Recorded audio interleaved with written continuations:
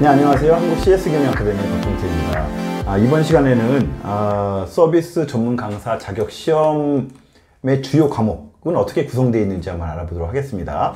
아시다시피 서비스 전문 강사 자격증은 강사들이 반드시 알고 있어야 될 지식과 정보, 필수 지식과 정보로 구성이 되어 있다고 그랬잖아요.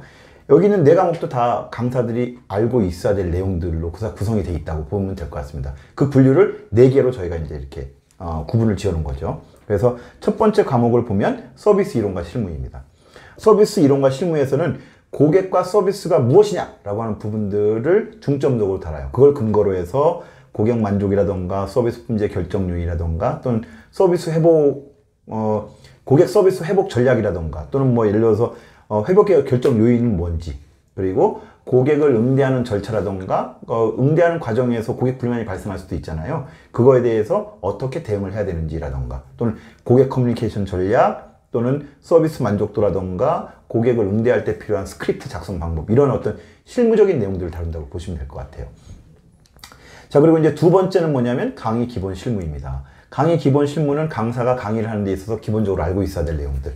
그래서 좀 간단히 보시면 강의 유형에 대한 부분들이라던가 강의를 설계할 때 주로 반드시 체크해야 될 어떤 체크리스트는 어떤 게 있는지, 그리고 강사의 퍼스널 브랜드 확보 방안이라던가 강의료는 어떻게 책정을 하고, 그리고 강의료에 대해서 협상하는 어떤 방법도 여기서 좀 약간 좀 다르긴 합니다. 그리고 강의 운영하는 과정에서 발생할 수 있는 어떤 문제점에 대해서 어떻게 대처를 해야 되는지, 이외에도 뭐 강의실 배치하는 방법이라던가 강의 시간 관리하는 방법들, 이런 것들도 여기 포함이 되어 있고요.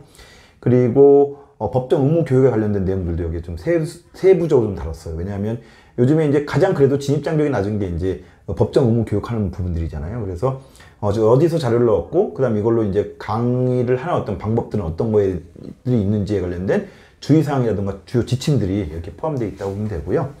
마지막으로 이제 비대면 온라인 교육. 요즘에 이제 코로나가 터지면서 비대면 온라인 교육에 대한 어떤 수요가 되게 많잖아요. 그래서 비대면 온라인 교육에 대한 어떤 과정 설계는 어떻게 해야 되고, 그 다음에 온라인 강의 도구에 대한 어떤 플랫폼 유형이라던가 협업을 지원하기 위한 어떤 도구들은 어떤 게 있는지, 그리고 강의할 때, 그리고 강의 전, 강의 중, 그리고 강의 후에 해야 될 어떤 이런 체크리스트 같은 거를 다 이렇게 일목요연하게 정리를 해놨어요.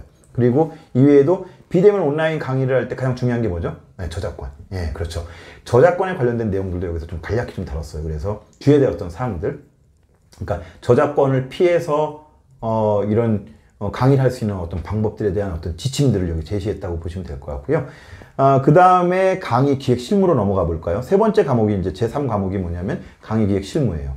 이 강의 기획 실무는 말 그대로 기획에 관련된 부분들이기 때문에 뭐 교수 설계라던가, 그리고 강의 계획서 작성 방법, 또 뭐 있죠? 교환. 그렇죠. 교환이라고 하는 것들이 빠질 수가 없죠. 강의 교환 작성 방법이라던가, 여러분들이 실제 출강을 할 때 필요한 것 등이 강의 제안서잖아요. 그래서 강의 제안서를 작성하는 방법들도 여기에 포함이 되어 있고요.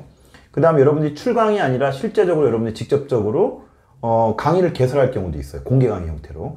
공개 강의를 할 때 필요한 것 등이 뭐냐면 어떻게 하면 이거를 홍보할 수 있을까? 많은 사람이 알 수 있을까? 라고 하는 부분들인데, 강의 개설한 다음에 홍보할 때 하기 전에 어떤 주의 사항이라던가 또는 다양한 매체를 통해서 강의를 홍보하는 어떤 방법들도 여기에 좀 제시를 해놨습니다.